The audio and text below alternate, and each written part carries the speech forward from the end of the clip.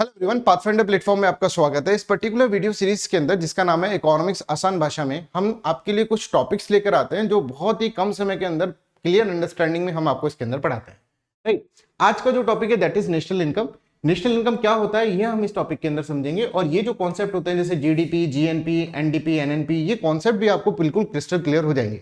इसके बाद आप ऐसे क्वेश्चंस सॉल्व करने की स्थिति में आ जाएंगे, मतलब you will be capable of solving this question. जैसे जीडीपी के कोर क्वेश्चंस जो होते हैं, जीडीपी जीएनपी में क्या अंतर होता है, उसके बीच के जो डिफरेंसेस होते हैं, उस तरह के क्वेश्चंस जो हैं।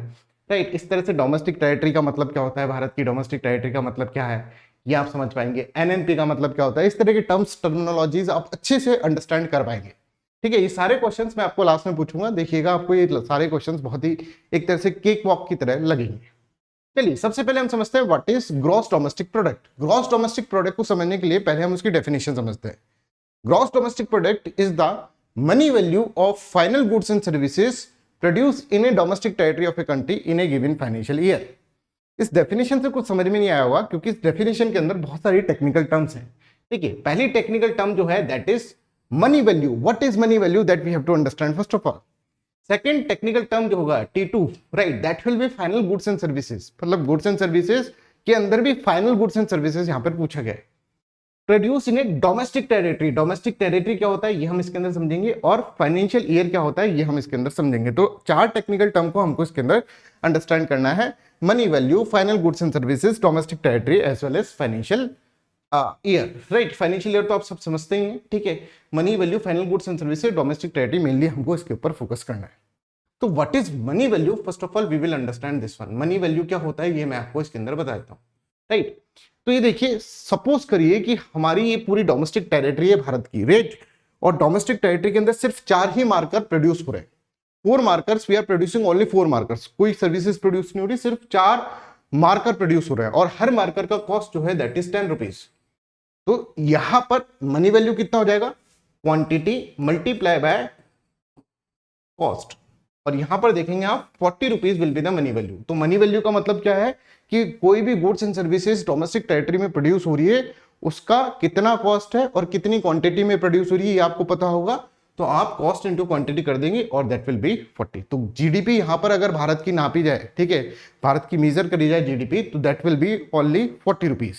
ठीक है, क्योंकि यहां पर सिर्फ और सिर्फ 4 मार्कर्स ही यहां पर प्रोड्यूस हो रहे हैं।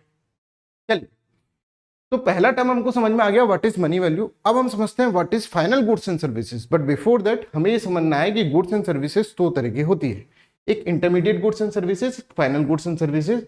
और फाइनल गुड्स एंड सर्विसेज के अंदर भी 2 गुड्स हैं, कंज्यूमर गुड्स और कैपिटल गुड्स। ये भी हम अच्छे से अंडरस्टैंड कर लेंगे। अभी सिर्फ हम एक टर्म समझे मनी वैल्यू।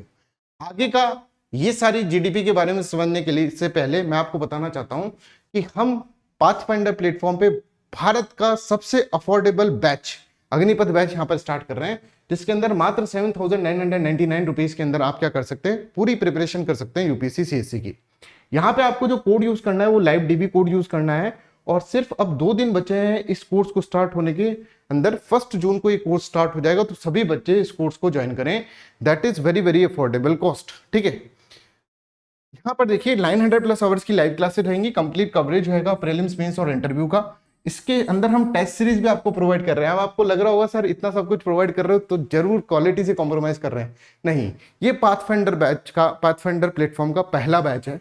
ठीक है, इसलिए हम आपको सब कुछ इसके अंदर प्रोवाइड कर रहे हैं। राइट, तो अभी आपके पास सुनहरा मौका है कि ये सारे के सारे फीचर्स आप ले सकते हैं सिर्फ 7,999 रुपीज के अंदर। इस वीडियो की पीडीएफ अगर आपको देखनी है तो डिस्क्रिप्शन में आपको मिल जाएगी, और इसके थ्रू आप यहाँ पर एक फॉर्म फिल कर सकते हैं। जो भी आपको कोई प्रॉब्लम आ रही है तो उस प्लस कोर्स के अंदर तो आप एक फॉर्म फिल कर सकते हैं। राइट, अपनी क्वेरीज को सॉर्ट आउट कर सकते हैं। इस तरह से सीसेट का टेस्ट सीरीज और प्रीलिम्स का टेस्ट सीरीज भी हम प्रोवाइड कर रहे हैं सिर्फ 3,000 रुपीज के अंदर, और पाथफाइंडर के अंदर मेंस टेस्ट सीरीज भी प्रोवाइड की जा रही है। ये हमारे एजुकेटर्स हैं, और आप देख सकते हैं पाथफाइंडर बोध जो बैच है that is Hindi medium batch, वो भी स्टार्ट हो रहा है 7,999 रुपीज के अंदर। चलिए, तो let's come back to our topic. Gross domestic product के अंदर हमने टर्म 1 को, जो टेक्निकल टर्म पहला था मनी वैल्यू को, हमने समझ लिया। अब समझते हैं फाइनल गुड्स एंड सर्विसेज क्या होता है साहब। तो देखो, जैसे फाइनल गुड्स एंड सर्विसेज के अंदर अपन एग्जांपल, जैसे हमने एग्जांपल लिया था इसके अंदर कि हम 4 मार्कर प्रोड्यूस कर रहे हैं। ठीक है, तो अगर हम एक मार्कर को देखें तो इस मार्कर के अंदर बहुत सारी चीजें हैं। जैसे हमने तो कह दिया था कि ये मार्कर 10 रुपीज का है, ये मार्कर 10 रुपीज का है, पर इसके अंदर बहुत सारी चीजें हैं। क्या क्या चीजें हैं हम इसके अंदर समझते हैं, just give me a second. जैसे यहां से अपन समझते हैं कि देखिए इस मार्कर के अंदर क्या है, मार्कर के अंदर बहुत सारी चीजें हैं वो अपन को समझनी होंगी, ठीक है। तो देखो इस मार्कर के अंदर कैप भी बना होगा, मान लो भारत के अंदर इस मार्कर को बनाने के लिए कैप भी बना होगा, मान लो 2 रुपीज का कैप बना है, ठीक है। इसके साथ साथ प्लास्टिक बॉडी भी बनी होगी, मान लो कि 5 रुपीज की प्लास्टिक बॉडी बनी है, समझ में आ रहा है। इसके साथ साथ इंक भी बनी होगी भाई, मार्कर बिना इंक के तो चल नहीं सकता, तो मार्कर की इंक जो है, ठीक है, मान लो कि ये 2 रुपीज की बनी है और एक कुछ प्रॉफिट अर्न हुआ होगा इसके ऊपर, प्रॉफिट ले रहा होगा, फ्री में तो बेच ही नहीं रहा होगा, एनजीओ तो खोल नहीं रखी उसने। तो यहां पर आप देखिए कैप का प्राइस अगर आप देखेंगे तो ये आप देखेंगे प्लास्टिक बॉडी का प्राइस, इंक का प्राइस और ये प्रॉफिट इस तरह से। अच्छा ये कैप भी इसी डोमेस्टिक टेरिटरी में प्रोड्यूस हुई होगी ना भाई, भारत के अंदर प्रोड्यूस होगी, प्लास्टिक बॉडी भी भारत के अंदर प्रोड्यूस हुई होगी, इंक भी भारत के अंदर प्रोड्यूस हुई होगी। तो आप यहां पर देख रहे हैं कि अगर हम कहें कि साहब इसको भी कैलकुलेट करो, 2 इसको भी कैलकुलेट करो, इसको भी कैलकुलेट करो, और तब जाकर हम मार्कर की कोई वैल्यू निकालेंगे, समझ में आ रहा है। तो एक मार्कर की वैल्यू कितनी हो जाएगी, 10 रुपीज तो हो गए इसके अंदर, और इसके साथ साथ हम इसको भी कैलकुलेट कर रहे हैं, तो 10 + 9 19 रुपीज मार्कर की वैल्यू हो जाएगी, समझ में आ रहा है। एक मार्कर के अंदर अगर हम इसके इंटरमीडिएट गुड्स को भी कर लें और फाइनल गुड मार्कर को भी रख लें, तो 10 + 9 19 हो जाएगी। जिसके अंदर ये 9 तो इसके अंदर ही है ना बच्चों, समझ में आ रहा है, 9 तो इस 10 के अंदर ही है, बिकॉज कैप इस मार्कर के पास है, इंक इस मार्कर के पास है, अगर हम देखेंगे प्लास्टिक बॉडी इस मार्कर के पास है। तो ये जो है कैप प्रोड्यूस हुई, प्लास्टिक बॉडी हुई, इंक हुई, this is known as what, this is known as intermediate goods. और इस इंटरमीडिएट गुड को हम कैलकुलेट नहीं करते, अदरवाइज क्या होगा, मार्कर की प्राइस बहुत ज्यादा अपन को दिखेगी और जीडीपी बहुत ही ज्यादा हमें दिखेगी, जो कि रियल जीडीपी नहीं होगी, समझ में आ रहा है। तो यहां पर ध्यान रखें कि ये जो मार्कर की प्राइस है, ये फाइनल गुड्स एंड सर्विसेज, मतलब जब फाइनली मार्कर बन गया है ना, उसका प्राइस ही कंसीडर करना है हमको। इसके अंदर जो बहुत सारे इंटरमीडिएट गुड्स प्रोड्यूस हुए उनका नहीं करना है, इन सब का हमको प्राइस कैलकुलेट नहीं करना है जीडीपी कैलकुलेट करते वक्त। तो इन सब को हम इग्नोर मारते हैं जीडीपी के अंदर, ठीक है। हम सिर्फ और सिर्फ कहेंगे कि भाई ये सारे तो वैसे ही फाइनल गुड के अंदर आ गए हैं, तो फाइनल गुड का प्राइस ही हम लेते हैं। तो I hope this is clear to everyone. Intermediate good को ना कंसीडर करके सिर्फ और सिर्फ फाइनल गुड का मनी वैल्यू कंसीडर करते हैं। नहीं तो अगर मान लीजिए इंटरमीडिएट गुड का भी मनी वैल्यू कंसीडर करते हैं, तो जीडीपी 40 की जगह कितनी आती बच्चों, 19 × 4 आ जाती। आई होप 76 जीडीपी आ जाती इसके अंदर। तो ये गलत हो जाता, ये तो भाई गलत बात है, 76 जीडीपी आ रही है जबकि आनी चाहिए थी 40। क्यों? क्योंकि हमने मार्कर तो कंसीडर करा, पर उसका कैप अलग से कंसीडर करा, उसका प्लास्टिक बॉडी अलग से कंसीडर करा, इंक अलग से कंसीडर करा, तो ये तो गलत बात है। तो हम यहाँ पर इसके अंदर इस तरह से हम बताएंगे कि फाइनल गुड क्या होता है, meant for the final use, जैसे final use, marker final use के काम आ रहा है, and not pass through any more stages of production और ट्रांसफॉर्मेशन। कोई भी अलग, एक बार मार्कर बन गया तो अब मार्कर को कोई भी, आप कंज्यूमर के पास मार्कर पहुंच गया तो दैट इज फाइनल गुड, ये वापस मार्केट में नहीं जा रहा है, कंज्यूमर इसको यूज कर रहा है, ठीक है। तो कंज्यूमर के पास जब भी सामान पहुंच जाता है तो उसको हम फाइनल गुड मानते हैं, क्योंकि वो वापस मार्केट साइकिल में नहीं आ रहा। तो I hope this final good concept is clear. तो हम जैसे एक और एग्जांपल से आपको समझाते हैं। मान लीजिए एक धागा बनाया आपने, ठीक है, किसी ने धागा बनाया, धागा बनाने के बाद उसको टेक्सटाइल मिल के अंदर डाला, 10 रुपीज का धागा था, टेक्सटाइल मिल के अंदर डाला, तो मान लो उसके अंदर वैल्यू गुड जो बढ़ा उसका, वो 2 रुपीज का बढ़ गया। फिर उसका अपन ने क्लोथ बना लिया, क्लोथ मान लो 3 रुपीज का बना लिया, और फिर हम देखेंगे तो यहाँ पे 20 रुपीज की शर्ट बना ली। तो इसमें फाइनल गुड क्या हुआ, अगर आपसे पूछूं तो मैं क्या बताओगे आप, shirt is the final good.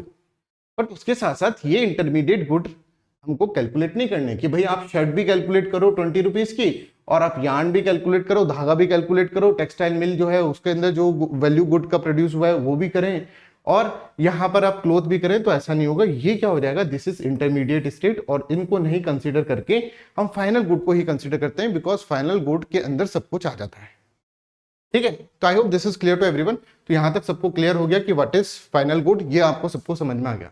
तो यहाँ पर हम देख रहे हैं मनी वैल्यू के बाद फाइनल गुड्स एंड सर्विसेज भी हम समझ में आ गया कि what is the final goods and services. अब final good is divided into 2 parts. एक होता है कंज्यूमर गुड। कंज्यूमर गुड जैसे हम जो हमारी जो डिमांड और वांट सेटिस्फाई करता है, that is known as what, that is known as final good. जैसे मान लीजिए टीवी हो गया, जैसे फ्रीज हो गया, जैसे आपका लैपटॉप हो गया। ये आपको मूवी देखने की इच्छा हो रही है, आपने टीवी चलाया, आपने मूवी देख ली। आपको ठंडा पानी पीने की इच्छा हो रही है, आपने फ्रिज में से ठंडा पानी निकाला और आपने पी लिया। तो आपकी डायरेक्टली जो वांट्स को और नीड्स को सेटिस्फाई कर दे उसको अपन कंज्यूमर गुड्स बोलते हैं, ठीक है। और एक होता है कैपिटल गुड। कैपिटल गुड खुद में फाइनल गुड नहीं है पर फिर भी फाइनल गुड है। ये क्या बोले हैं सर? क्योंकि ये क्या होता है, ये फाइनल गुड को प्रोड्यूस करने के काम में आता है। जैसे कि यहां पर आप देख रहे हैं ये मशीनरीज है, ये मशीनरीज मान लीजिए किसी कार को बनाने में काम आ रही है, तो car is the final good, ठीक है, और वो कंज्यूमर गुड है। पर उस ये असिस्ट कर रही है बनने के अंदर, क्या है, उस कार को बनने के लिए असिस्ट कर रही है, तो they are also known as final good. क्योंकि इनके अंदर भी कोई चेंज नहीं हो रहा है ना, कि ये भी कहीं मार्केट के अंदर वापस बिक रही है या फिर ऐसा नहीं हो रहा है, या फिर इनके अंदर इससे कुछ अपन और प्रोडक्ट बना रहे हैं, ठीक है, इसका कोई और प्रोडक्ट बना लिया, ऐसा नहीं होगा। तो all machineries, all tools are considered as the final goods. They are known as what? They are known as capital goods. तो कंज्यूमर गुड्स क्या होता है, कैपिटल गुड क्या होता है, ये भी अपन ने समझ लिया। फाइनल गुड्स के ही ये टाइप है, ठीक है। तो अब हम वापस हमारी टॉपिक इसके ऊपर आते हैं, डेफिनेशन के ऊपर, कि जीडीपी क्या है? Money value of final goods and services. समझ गए फाइनल गुड्स एंड सर्विसेज क्या है? Produce in a domestic territory. अब तीसरा जो टर्म है बहुत इंपॉर्टेंट, वो है domestic territory. What is domestic territory? We will understand. देखिए, डोमेस्टिक टेरिटरी जब हम भारत की बात करें तो उसके अंदर टेरिटोरियल बाउंड्री तो आता ही है, पर उसके साथ साथ टेरिटोरियल वाटर भी आता है। टेरिटोरियल वाटर क्या होता है ये मैं आपको समझा देता हूं। देखिए, अनक्लॉज के हिसाब से, United Nation Convention on Law of Seas के हिसाब से इस तरह से वाटर जो होता है उसको डिवाइड किया जाता है। ये डिवीजन बहुत इंपॉर्टेंट है बिकॉज कई बार क्वेश्चंस पूछ चुके हैं इस डिवीजन के ऊपर। तो जीरो से लेकर, जैसे यहाँ पे मान लीजिए लैंड खत्म हुआ, तो जीरो से लेकर 12 नॉटिकल माइल्स तक, 12 नॉटिकल माइल, नॉटिकल माइल एक यूनिट है, 12 नॉटिकल माइल तक जो होता है that is known as territorial sea, उसको हम टेरिटोरियल सी कहते हैं। और that is just like the domestic territory of the country, ठीक है। जो टेरिटोरियल बाउंड्रीज होती हैं वैसे ही यहां पर इसको बोला जाता है टेरिटोरियल सी। उसमें वो सारे अधिकार हमारे पास हैं जो कि हमको लैंड के ऊपर मिलता है। तो भारत अगर आप देखेंगे यहाँ पर, तो यहाँ पर जो भी 12 नॉटिकल माइल तक पानी है वो हमारा ही है, वो हमारा टेरिटोरियल वाटर है, and that will be considered as the domestic territory of the country. तो उसके अंदर जो money value of goods and services produce होगी that will be known as what? That will be known as GDP. वो GDP के अंदर count होगी। इसी तरह से हम बात करें तो बहुत सारी एम्बेसीज और कॉन्सुलेट्स होते हैं दूसरे देशों के अंदर हमारे। जैसे भारत, मान लीजिए भारत का रिलेशनशिप है अमेरिका से, डिप्लोमेटिक रिलेशनशिप है, तो आप यहां पर देखें अमेरिका की कैपिटल के अंदर भारत के एम्बेसी होगी एक, और एम्बेसी के साथ बहुत सारे कॉन्सुलेट्स होंगे, रीजनल ऑफिस। तो इन एम्बेसीज के ऊपर भारत का रोल चलता है, ये भारत की डोमेस्टिक टेरिटरी कहलाई जाती है। इनके अंदर कोई भी गुड्स एंड सर्विसेज प्रोड्यूस होगी that will be considered as the gross domestic product और जीडीपी ऑफ द कंट्री। तो यहां पर देखें एम्बेसीज और कॉन्सुलेट के अंदर कुछ प्रोड्यूस हो रहा है तो that is domestic territory, and that goods and services will be counted, money value of that goods and services will be counted as GDP of the country, gross domestic product. इसी तरह से कोई भी oil vessel है भारत का, ship है, aircraft है, military establishment है, उन सबके अंदर कोई भी गुड्स एंड सर्विसेज प्रोड्यूस होता है तो that will be considered as the domestic territory of the country. उसको हम domestic territory of the country ही बोलेंगे। आई होप यहां तक सबको क्लियर है। Anybody has any doubt you can write in the comment section, ठीक है। तो हम इंपॉर्टेंट टर्म्स जीडीपी के अंदर पढ़ गए। Money value of final goods and services क्या होता है? Produce in a domestic territory of a country in A given financial year. तो ये सारे टर्म्स आपको क्लियर हो गए। और इसी की तरह हम यहां पर कह सकते हैं कि हमने डोमेस्टिक टेरिटरी की जो है वो अपन ने इसके अंदर डेफिनेशन इसके अंदर कवर कर ली। अब मैं आपको एक बहुत इंपॉर्टेंट बात बताने वाला हूं कि जीडीपी जो है, ग्रॉस डोमेस्टिक प्रोडक्ट जो है, इसका मतलब ये हो गया कि डोमेस्टिक टेरिटरी जो मैंने अभी आपको डेफिनेशन बताई है, इसके अंदर अगर कोई गुड्स एंड सर्विसेज प्रोड्यूस होता है, जैसे यहाँ पे मार्कर प्रोड्यूस हो रहा है या फिर मान लीजिए कोई सर्विसेज प्रोड्यूस हो रही है, गुड्स एंड सर्विसेज प्रोड्यूस हो रही है इस domestic territory of a country के अंदर, then it is known as what? It is known as GDP. अब कोई भी बंदा आकर यहाँ पे प्रोड्यूस कर सकता है। मान लो यहाँ पे कहीं से एलियन आ गया और एलियन ने आके यहाँ पे गुड्स एंड सर्विसेज प्रोड्यूस कर दी, तो that will also be considered as the gross domestic product of the India. यहां पर मान लीजिए आकर किसी ने, जैसे मान लीजिए पाकिस्तानी ने आकर यहाँ पे कुछ प्रोडक्शन कर दिया, तो that will also be considered as the GDP, gross domestic product. तो who is producing is not important, where it is produced is important. If it is produced in the domestic territory of the India then it is known as what, it is known as gross domestic product. ठीक है, तो आपको दिमाग में ये आ रहा होगा sir nationals जो होते हैं वो भी तो प्रोडक्शन करते होंगे और नेशनल का अलग एक क्राइटेरिया होना चाहिए। तो उसी चीज के लिए हम अब क्या पढ़ने वाले हैं, ग्रॉस नेशनल प्रोडक्ट क्या होता है ये मैं आपको समझाने वाला हूं। तो ग्रॉस नेशनल प्रोडक्ट का मतलब क्या होता है, it is the money value of final goods and services produced by the nationals of the country. मतलब यहां पर क्या इंपॉर्टेंट हो गया, who is producing is more important, यहां पर कौन प्रोड्यूस कर रहा है ये इंपॉर्टेंट हो गया, और यहां पे सिर्फ और सिर्फ हम नेशनल्स को कंसिडर कर रहे हैं।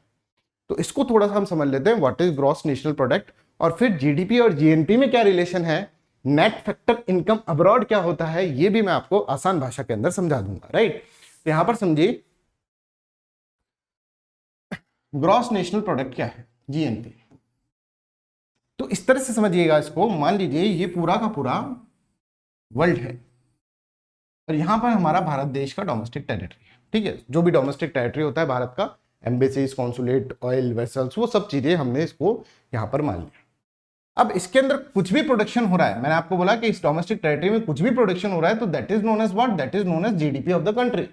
Money value of final goods and services produce in that domestic territory is known as what, is known as GDP of the country, gross domestic product. अब यहां पे प्रोड्यूस करने वाले मान लो कुछ तो ए है जो कि नेशनल्स हैं, ठीक है, और कुछ बी है जो कि नॉन नेशनल्स है, मतलब बी है जो कि नॉन नेशनल्स है। ए और बी का मतलब समझ में आ गया। अच्छा, ऐसे बहुत सारे देश के अंदर और देशों के अंदर भी हमारे बहुत सारे नेशनल्स वर्क कर रहे होंगे, हमारे नेशनल्स वर्क कर रहे होंगे, मतलब ए, मतलब यहाँ पर जो वर्क कर रहा है वो सी हो गया, है ना। ऐसे बहुत सारे विदेशों के अंदर मान लीजिए हमारे नेशनल्स वर्क कर रहे हैं, है ना। अमेरिका के अंदर हमारे नेशनल वर्क कर रहे हैं, रशिया के अंदर कर रहे हैं, चाइना, पाकिस्तान, इस तरह से उन सबको हम सी बोल देते हैं। समझ गए आप यहां तक। तो अगर मैं आपसे पूछूं जीडीपी का मतलब क्या हुआ, तो जीडीपी यहां पर क्या हो जाएगा, GDP is equals to A plus B. I hope this is clear, है ना। इसको थोड़ा ध्यान से समझ लेना, क्योंकि जीडीपी में ये नहीं देखा जाता कि नेशनल्स या फिर नॉन नेशनल्स कौन प्रोड्यूस कर रहा है, ये नहीं देखा जाता है। यहाँ तो कोई भी प्रोड्यूस कर दे, मैंने कहा आपको कि कोई मिल गया मूवी का जादू भी आकर यहाँ पे प्रोड्यूस कर देगा, एलियन, ठीक है, तो उसको भी जीडीपी के अंदर काउंट किया जाएगा। राइट, तो यहाँ पे A plus B, GDP is equals to A plus B हो जाएगा। बट जीएनपी में सिर्फ और सिर्फ नेशनल्स को कंसीडर किया जाएगा। जीएनपी का मतलब क्या होगा, सिर्फ और सिर्फ नेशनल्स को हम यहाँ पर डालेंगे। और नेशनल्स का मतलब कौन से हो गए, एक तो ए हो गया, ए, और एक क्या हो गया, एक सी हो गया, ए प्लस सी। तो जीएनपी जो होगा आपका ए प्लस सी हो जाएगा, मतलब ग्रॉस नेशनल प्रोडक्ट जो होगा वो ए प्लस सी हो गया, और ग्रॉस डोमेस्टिक प्रोडक्ट जो हो गया ए प्लस बी हो गया।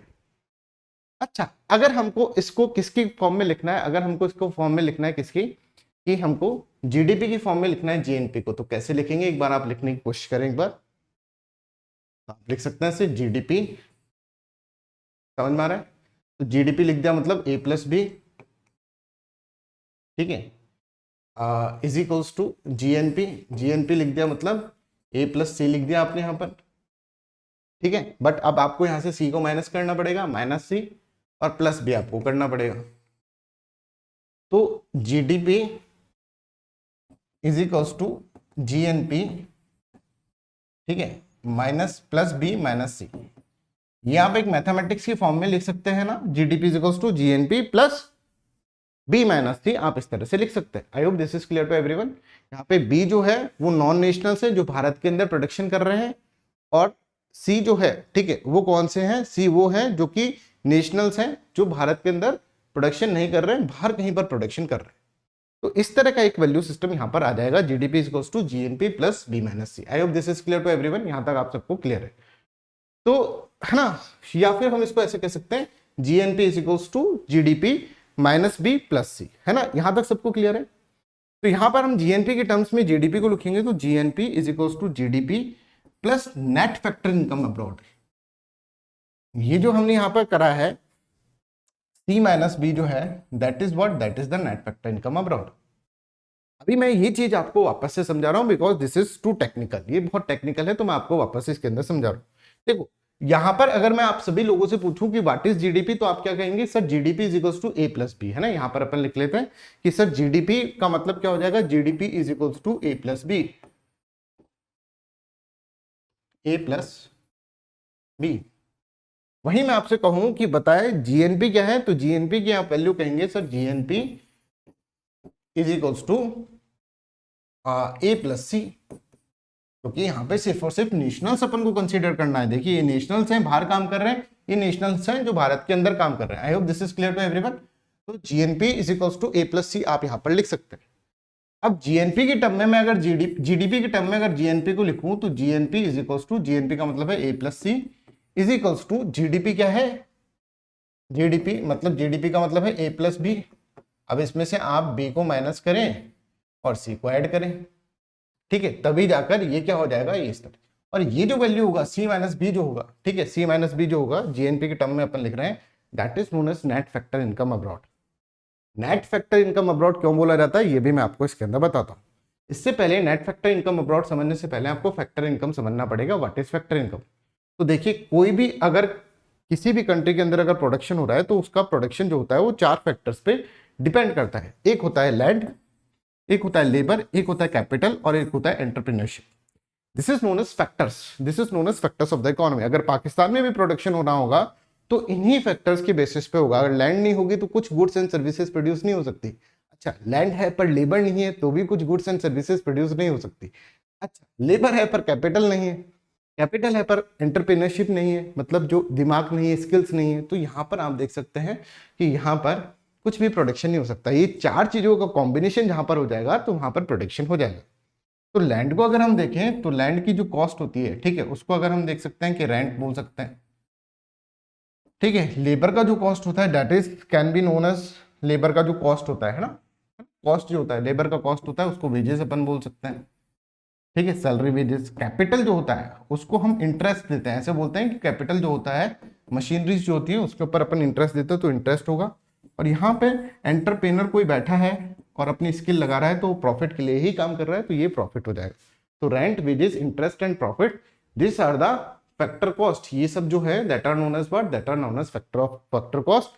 और लैंड, लेबर, कैपिटल और entrepreneurship is known as factor of the economy. ठीक है, तो I hope this is clear to everyone. यहां तक आप सबको ये समझ में आ गया है। अब यहां पर मैं आपको बताऊं कि यहां पर फैक्टर इनकम का मतलब समझ गए, फैक्टर कॉस्ट, ठीक है। तो नेट का मतलब क्या है कि भाई देखो हमने कहा था कि जीडीपी जो है उसके अंदर ए और बी आ रहे हैं, मतलब नेशनल्स भी आ रहे हैं और नॉन नेशनल्स भी आ रहे हैं, समझ में आ रहा है। और सी जो है वो बाहर ऐसा नेशनल है जो बाहर काम कर रहा है, नेशनल। तो इसको अब नेट का मतलब क्या होता है कि ग्रॉस में से कुछ माइनस आपने करा होता है तो उसको नेट बोलते हैं ना, कोई बड़े में से कुछ छोटा माइनस करता है तो उसको अपन नेट बोलते हैं। तो अभी क्या है, नेट फैक्टर इनकम अब्रॉड, मतलब बाहर वाला अंदर आ रहा है सिस्टम के अंदर, ठीक है, और ये जो है इसको अपन हटा रहे हैं, तो इसको हटाया जा रहा है और दूसरे को लाया जा रहा है। तो बी को हटा रहे हैं मतलब बड़े में से कुछ छोटा माइनस कर रहे हैं और इसको हम ऐड कर रहे हैं, तो इसका मतलब बाहर के जो भी नेशनल्स हैं उनको ऐड कर रहे हैं। तो यहाँ पे अब्रॉड का मतलब तो समझ में आ गया और नेट का मतलब भी आपको समझ में आ गया। और फैक्टर इनकम मैंने आपको बता ही दिया अभी, फैक्टर कॉस्ट, तो नेट फैक्टर इनकम अब्रॉड का मतलब भी आपको इसके अंदर समझ में आ गया, ठीक है। तो I hope this is clear to everyone. यहां तक आप सबको क्लियर है? एक बार मेरे को सभी कमेंट सेक्शन में लिखकर बता दें कि यहां तक सबको क्लियर है।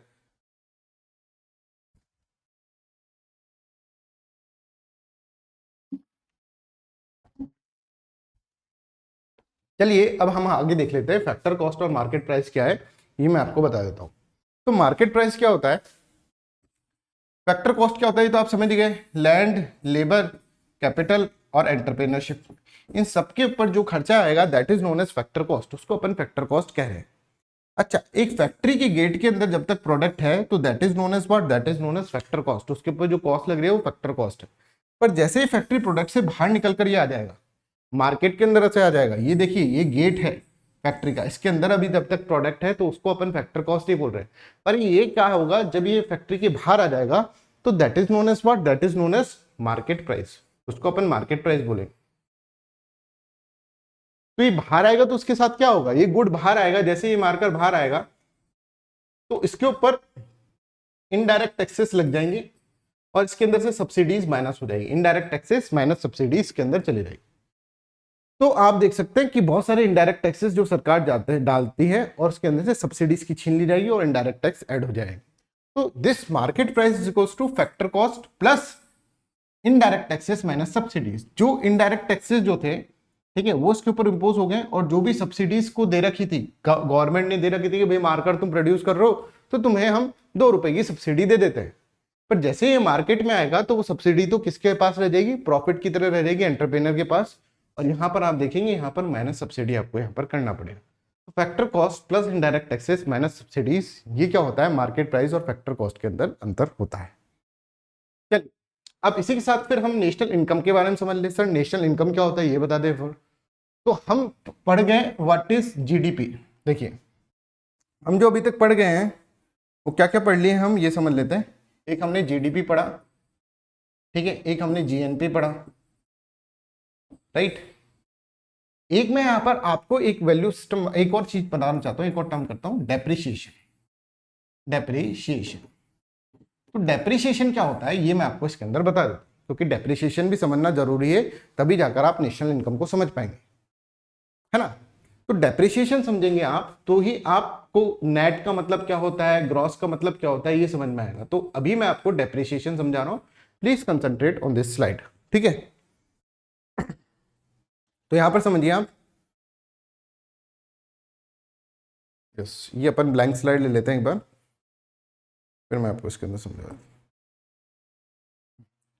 डेप्रिसिएशन का मतलब क्या होता है ये मैं आपको इसके अंदर समझा रहा हूं। What is the meaning of depreciation. मान लीजिए कोई ग्रॉस डोमेस्टिक प्रोडक्ट, जीडीपी का मतलब ग्रॉस डोमेस्टिक प्रोडक्ट होता है, और जीडीपी क्या होता है ये आप इसके अंदर अच्छे से समझ चुके हैं, व्हाट इज जीडीपी। पर कोई भी प्रोडक्ट बनता है तो उसका डेप्रिसिएशन होता है, कैसे होता है ये मैं आपको कुछ एग्जांपल से बताता हूँ। मान लीजिए आप एक मोबाइल खरीदने जाते हैं दुकान पर, और मोबाइल खरीद के थोड़ी देर बाद आपको लगता है, 1-2 महीने बाद आपको लगता है, आपने मोबाइल खोला भी नहीं है, आपका मोबाइल क्या है आपकी अलमारी में लिखा हुआ है। थोड़े दिनों बाद आपको लगता है नहीं यार ये मोबाइल अच्छा नहीं था, चलो हमने ये जो 10,000 रुपए का मोबाइल खरीदा है वापस से उसको दे देते हैं और उससे 10,000 रुपए ले लेते हैं। आप गए उसके पास बिल्कुल अकड़ के अंदर, चश्मा लगा करके, साहब लो आपका मोबाइल वापस, हमने इसको छुआ भी नहीं, हमारे 10,000 रुपए दे दो। तो क्या वो आपको 10,000 रुपए दे देगा? नहीं देगा। क्यों नहीं देगा? वो बोलेगा भैया 2 महीने तक आपने मोबाइल को अंदर रखा आपके पास, और 2 महीने तक इसका वैल्यू जो होगा वो डेप्रिशिएट कर जाएगा। मतलब depreciation will be there if there is a lapse of time. अगर कोई भी लैप्स ऑफ टाइम, मान लीजिए मार्कर है, थोड़ी दिनों बाद जैसे इस मार्कर को मैंने मार्केट से उठाया, ठीक है, मार्केट से खरीदा, तो उसके बाद इसका वैल्यू डेप्रिशिएट होने लग जाएगा। तो that is known as what, that is known as depreciation. तो डेप्रिशिएशन का एक रीजन क्या हो गया? एक रीजन हो गया sir lapse of time, lapse of time. दूसरा रीजन क्या हो गया डेप्रिशिएशन का, कि मान लीजिए मैंने मोबाइल खरीदा 10,000 रुपए का, ठीक है, मैंने खरीदा, 2 दिन बाद ही उसका प्राइस 5,000 रुपए हो गया। क्यों? क्योंकि उसका नया मॉडल निकल गया, नया टेक्नोलॉजी वाला मॉडल निकल गया। ऐसा हुआ है आईफोन के साथ, ऐसा ही होता है। आईफोन अपने जो होता है वो अपने जो मॉडल्स होता है वो अलग अलग निकालता है, और इससे क्या होता है पहले वाली मॉडल की प्राइस गिर जाती है, ठीक है। तो लैप्स ऑफ टाइम के साथ साथ अगर हम कहें change in technology, change in technology, तो that can also be a reason for the what, for decreasing the price और reducing the price, for depreciation. Depreciation का मतलब प्राइस का कम हो जाना। 10,000 का रुपए का मोबाइल था, 5,000 का भी नहीं रहा। और तीसरा जो इंपॉर्टेंट है that is wear and tier, wear and tier. मान लीजिए आप मोबाइल लेके जा रहे थे और मोबाइल गिर गया, टूट गया, अब आपके आंसू बह रहे हैं, पर आप कह रहे हैं कि चलो मोबाइल को वापस से उसको दिया आते हैं तो 10,000 रुपए में थोड़ा ना दे देगा आप। तो wear and tear is also the reason for the reduction of the value, money value. तो हम यहां पर देख लें कि इनके कारण डेप्रिसिएशन हो जाता है इसके अंदर, ठीक है। तो I hope this is clear to everyone, what is depreciation, this is clear. अब डेप्रिसिएशन का मतलब क्या हो गया? डेप्रिसिएशन का मतलब हो गया मनी वैल्यू रिड्यूस हो गई है। डेप्रिसिएशन मतलब मनी वैल्यू रिड्यूस हो गई है, मनी वैल्यू इज रिड्यूस्ड। 10,000 का मोबाइल था, अब 5,000 का भी नहीं रहा है। क्यों? क्योंकि 3 कारणों से नहीं रहा है, wear and tier, lapse of time and change in technology. I hope this is clear. तो अब देखिए ग्रॉस डोमेस्टिक प्रोडक्ट, मान लो 100 रुपए था, 10 रुपए का डेप्रिसिएशन हो गया, 10 रुपए का डेप्रिसिएशन हो गया। तो यहां से ग्रॉस में से हमने कुछ माइनस कर लिया है ना, तो that is known as net domestic product. उसको अपन नेट डोमेस्टिक प्रोडक्ट कहेंगे, डोमेस्टिक प्रोडक्ट। तो ग्रॉस से नेट में जाने के लिए, ग्रॉस से नेट के अंदर जाने के लिए ग्रॉस से नेट में जाने के लिए आपको डेप्रिसिएशन माइनस करना होगा, then gross minus depreciation is equals to net. तो gross domestic product minus depreciation is equals to net domestic product. I hope this is clear to everyone. ठीक है, तो अगर हम अब बात करें कि नेशनल इनकम क्या होता है, तो नेशनल इनकम का फॉर्मूला ये है एनएनपी फैक्टर कॉस्ट। अब एनएनपी फैक्टर कॉस्ट है तो इसका मतलब क्या हो गया ये समझो पहले। तो हम पहले क्या करेंगे इसके अंदर, सबसे पहले हम यहां पर सबसे पहले हम यहां पर जीडीपी निकालेंगे, जीडीपी को फिर हम जीएनपी में कन्वर्ट करेंगे, GDP plus net factor income abroad, GDP के अंदर नेट फैक्टर इनकम अब्रॉड करेंगे तो जीएनपी में कन्वर्ट हो जाएगा, और जीएनपी को समझ में आ रहा है, फिर हम इसके अंदर से डेप्रिसिएशन माइनस कर देंगे, डेप्रिसिएशन माइनस कर देंगे तो ये आ जाएगा एनएनपी, ग्रॉस से नेशनल में कन्वर्ट हो जाएगा एनएनपी, नेट नेशनल प्रोडक्ट। और जब ये फैक्टर प्राइस के ऊपर है, फैक्टर कॉस्ट के ऊपर है, फैक्टर कॉस्ट मैं आपको समझा चुका हूं, तो that is known as what, that is known as national income. इसको ही हम नेशनल इनकम कहते हैं, ये ही नेशनल इनकम होता है। तो आप यहां पर देख सकते हैं national income is total income earned by the nationals of the country, और इसका फॉर्मूला है NNPFC, that is the national income. I hope this is clear to everyone. तो आज के इस वीडियो लेक्चर के अंदर हमने जीडीपी समझा, हमने जीएनपी समझा, हमने फैक्टर कॉस्ट समझा, हमने मार्केट प्राइस समझा, हमने नेट समझा क्या होता है, ग्रॉस समझा क्या होता है, ठीक है, ग्रॉस डोमेस्टिक प्रोडक्ट समझा, नेट डोमेस्टिक प्रोडक्ट समझा, है ना, ग्रॉस नेशनल प्रोडक्ट समझा, नेट नेशनल प्रोडक्ट समझा, और नेशनल इनकम हमने समझा है। तो इसी तरह से बहुत सारे कॉन्सेप्ट एक साथ मैंने आपको यहाँ पर समझा दिए हैं। अब आप ये सारे question first, second, third and fourth question करने लायक हो गए, तो प्लीज अटेम्प्ट दिस क्वेश्चंस। देखिए यहाँ पर कितना अच्छा क्वेश्चन पूछा है कि नेट नेशनल प्रोडक्ट कैसे बनेगा, जीडीपी से नेट नेशनल प्रोडक्ट कैसे बनेगा, नेट नेशनल प्रोडक्ट। तो इसके अंदर आप देख सकते हैं ग्रॉस में से पहले आप क्या करें, ग्रॉस में से माइनस करें डेप्रिसिएशन को, और जीडीपी से एनएनपी में जाना है, तो जीडी से एनएनपी में जाना है तो आपको क्या करना है, डोमेस्टिक से नेशनल की तरफ जाना है तो प्लस एनएफआई है। तो सभी बच्चों को देखिए इस क्वेश्चन में कितना अच्छा है, domestic territory of a country क्या होता है यहाँ पर ये दे रखा है, तो सभी बच्चे ये सारे क्वेश्चंस अटेम्प्ट करें, है ना। And please let me know that ये वीडियो आपको कैसा लगा, and please share this video widely. एक मैं बहुत इंपॉर्टेंट इंफॉर्मेशन आपको देना चाहता हूँ, सारी अगर पूरे भारत के अंदर हम देखें तो भारत के अंदर पढ़ाई अभी बहुत महंगी हो गई है, इसीलिए पाथफाइंडर की टीम में, ठीक है, जो कि महिपाल सर के अंडर में पाथफाइंडर की टीम है पूरी, उन्होंने बैठकर एक ऐसा बैच निकाला है जो आपके लिए बहुत अफोर्डेबल है, और उसकी अफोर्डेबिलिटी इतनी है कि 7,999 के अंदर वो सब कुछ जो आपको यूपीएससी सीएससी की प्रिपरेशन के लिए चाहिए, prelims, CSAT as well as mains, will be covered in that. 900+ hours की लाइव क्लासेस हो रही हैं, सभी बच्चे उस क्लासेस को ज्वाइन करें। आपका जो फीस रिड्यूस हो जाएगा, आपको ये कोड याद रखना है, LIVEDV, लाइव डीवी कोड से आपको सब्सक्रिप्शन लेना है। तो I hope this is clear to everyone. तो सभी बच्चे लाइव डीवी कोड से सब्सक्रिप्शन लें, जिससे कि आपकी फीस रिड्यूस हो जाएगी, प्लस मेरी पर्सनल गाइडेंस आपके साथ यहाँ पर रहेगी। इकोनॉमिक्स आसान भाषा सीरीज के अंदर हम और भी ऐसे वीडियो लाते रहेंगे, पर प्लीज आप इस वीडियो को शेयर करें, इसके अंदर कमेंट करें किस तरह से आपके कॉन्सेप्ट क्लियर हुए हैं, क्या कुछ इसके अंदर और आपको डाउट है, वो सारे डाउट मैं आपको यहाँ पर कमेंट सेक्शन के थ्रू क्लियर कर दूंगा। So that's all for today's class. Thank you so much, bye bye, take care and have a nice day.